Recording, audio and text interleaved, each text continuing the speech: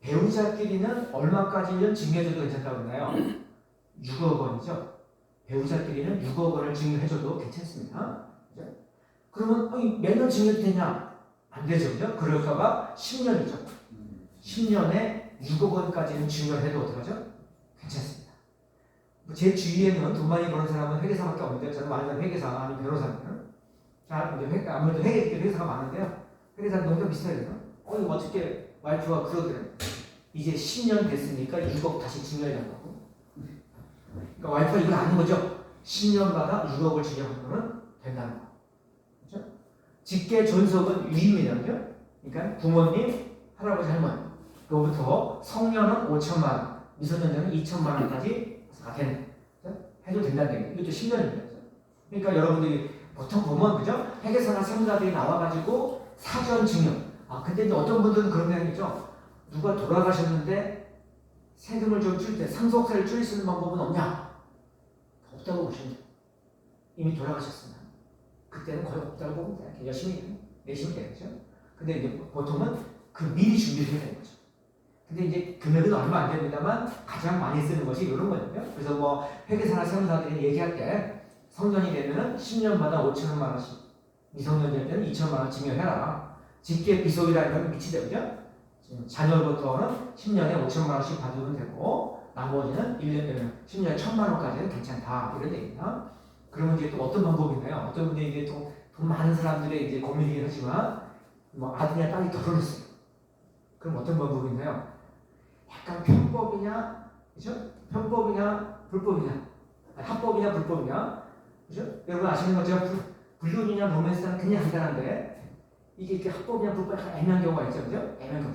또 절세와 탈세 굉장히 애매합니다. 그런 구석이 그래서 뭐 교도소 담장리를 걷는다 이런 말이죠. 보통 많이 쓰는 방법 중에 하나가 뭔가요? 내가 돈이 많아요. 근데 내 아들이나 딸이 결혼을 했어요. 그럼 한 가지 방법이 뭐냐면 카드를 주는 거죠. 카드로 생활을 써요. 그러다가 세금을 줄인다는 경우가 이렇게 생기죠. 보통 때는 안 생깁니다. 세무조사가 들어오고. 그래서 어떤 분은 어떻게 하죠? 약간 머리를 쓰죠. 너 월급 타가지고 한 달에 한 100만 원, 150만 원 이 카드로 써요. 나머지는 내 카드로 써요. 이렇게 하니까 혹시 문제가 되더라도 어떻게 하죠? 나는 뭐 100만 원, 150만 원 썼다. 그럼 6월 생활비가 되느냐? 그죠? 현금도 쓰고 해가지고 좋다. 어느 정도는 근데 이제 세무조사 같은 거 들어와도 어느 정도는 보니까 그죠? 인정이 되더라고요.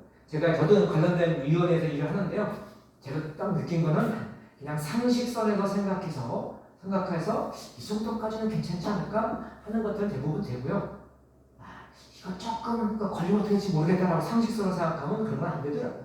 그러니까 상식 수준에서 생각하시면 될 것 같습니다. 그 다음에 이제 최근에 생긴 게 있죠. 혼인증여재산 공제해가지고 1억 원이죠. 1억 원입니다. 그래서 이제 언론에 많이 나왔던 것이 부모가 있거든요. 아들, 딸이 있는데 아까 말씀드린 대로 그죠? 10년 동안에 증여를 안 했다면 어떡하죠? 5천만 원, 5천만 원을 증여해 줄 수 있는 거죠. 그래서 아들과 딸이죠. 이 둘이 이렇게 결혼한다. 그러면 원래는 아들 부모가 5천만 원, 그래서 딸 부모가 5천만 원까지 증여해 줄 수 있습니다. 근데 뭐가 생겼냐면 혼인증여재산 공제가 생겨가지고 1억 원까지 증여해 줄 수 있죠. 그래서 1억 5천, 1억 5천 합하면 3억 원까지 되겠죠. 이렇게 될 수 있는 게 생겼죠. 물론 이것도 모든 국민들이 찬성하는 거 아닙니다. 반대는 꽤 계시죠. 왜냐면 이렇게 증여해줄 돈이 없죠. 돈 있는 사람 중요한데 왜 세금 안 내게 하냐?